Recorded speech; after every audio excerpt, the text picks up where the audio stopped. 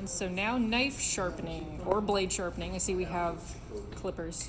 We have a little of everything. Yes, this is going to be a cutting edge presentation. As you noticed from Jim's presentation, the key to repairing is often the tools that you have. And so I'm going to talk a little bit about knife sharpening with the caveat that I am absolutely an amateur knife sharpener and tool sharpener, but I've been doing it for 50 years, and so I guess that gives me a little bit of credibility. I have this pocket knife, which my dad gave to me when I was 10 years old, so this is 50 years old, and it's been sharpened so many times that the blade is flat, but it's still a great knife. And one of the ideas behind knife sharpening is that you can use a knife again and again and again, and even if you've sharpened it many times, it's still very functional, and it's safer if it's sharp. So I'm just going to talk a little bit about the things that I do when I'm sharpening knives at a repair fair. In many cases, knives will come to me in a variety of different states. Most of them are pretty dull. And so the first thing I'll do is a little bit of triage as I try to decide how much the knife needs in terms of sharpening. In many cases, it'll need a fair bit of work to get it to the point where it can be really nicely sharpened. And so that means you have to go through a gradation of sharpening stages. And you'll start with a coarse grinding, and then you'll work your way down to a finer grinding. The way I used to do it was always by hand, so you'd have a whetstone. This one is a diamond. It has a fine and a coarse surface to it, and you could just take your knife and start with the coarse, back and forth, then go to the fine, back and forth, and you do that. And at a repair fair, if you do that about 50 times, your arm gets really tired. So about 2 years ago, I decided to invest in something a little bit more useful in terms of sharpening many knives. And this is just a powered knife sharpener. It runs off of a band, which is a gridded band, and it just rotates. It comes with different grits. And so normally, if you had a really dull knife, you would start with a very coarse grit. Most of the knives that I see don't need this really coarse grit, so we'd start with a medium grit. And the nice thing about these is they're pretty much idiot-proof. They come with templates, so this is one that would be used for sharpening a kitchen knife or a fillet knife. And it just slips over the top like this, and then you simply push the knife through, and already it's put a decent edge on this. Oops. I lost you. Yeah. Sorry. Can everyone see? And so this knife is actually in pretty good shape, so I'm going to actually go to another knife that needs a little work. And so this is an interesting knife because it has two different types of blades to it. It has a serrated blade at the end, and it has a smooth blade at the tip. So you can't sharpen these the same way. You have to sharpen them differently. So I'm going to sharpen the end first using this, but I'm also looking at this, I see that it's more of a field knife than a kitchen knife. So I'm going to change to a different template. So this has a different set of angles on it. So when you put it on, slide it on, I can use this now to sharpen at a different angle, which is a little bit more appropriate for a field knife, because the idea behind a good sharp knife is that it's honed down and comes down to a point that is actually not like this, like a chisel, but actually a very thin blade. And that way, even as it's used, it will maintain its edge for quite a while before it gets dull, and then it has to be honed back down. So I'm going to just basically run this about 10 times, 5 times on each side, but only going to the part where it's not serrated. So just this last 2 inches of blade.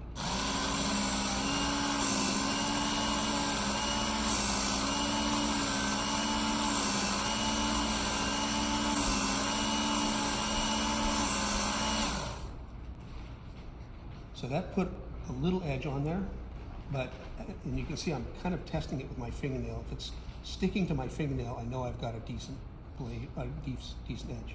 So the tip is actually a little bit sharper than closer. So I'm going to do maybe 3 or 4 more on each side.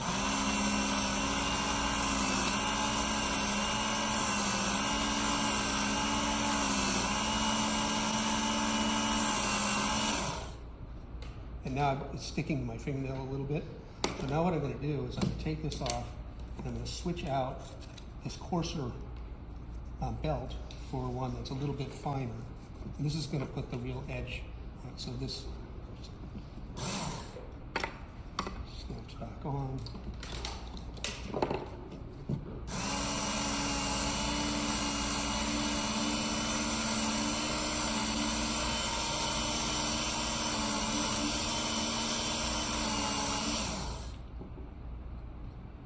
And now, interestingly, it's very sharp here, but the tip needs a little bit more work.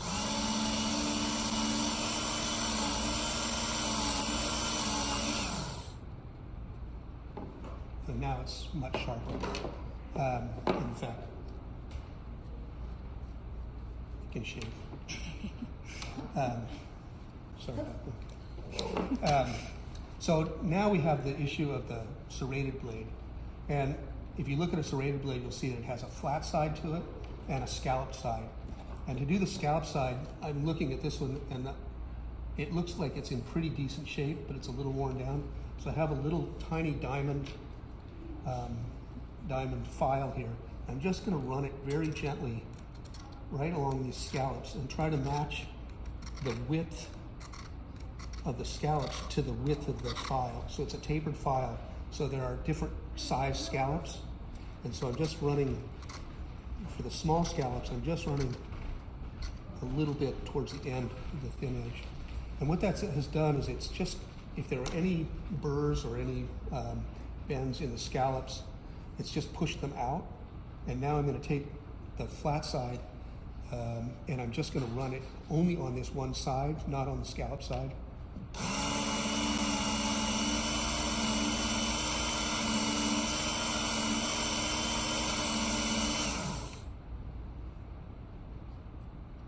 And so that's a pretty good edge now. So that didn't take very long. So knives are fairly straightforward with this kind of idiot-proof thing. It will also do scissors. There's a setting on this that is set for scissors, and you simply take the scissors and you match the bevel. And again, because these scissors are pretty dull, I'm going to switch out the blade. The belt quickly. And then all I'm doing is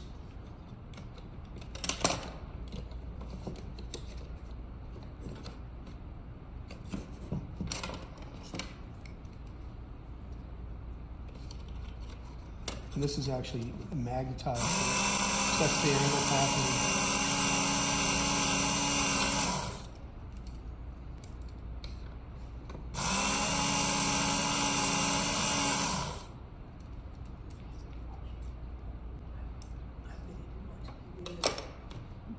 Last thing to talk about are tools that have edges on them that are very hard steel and are intended to be and are often abused a lot.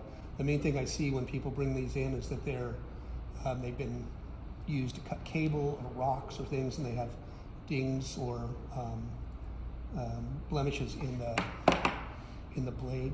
And so this is an amazing little diamond hardened tool that is just used to basically straighten this metal out. So you basically can just scrape it.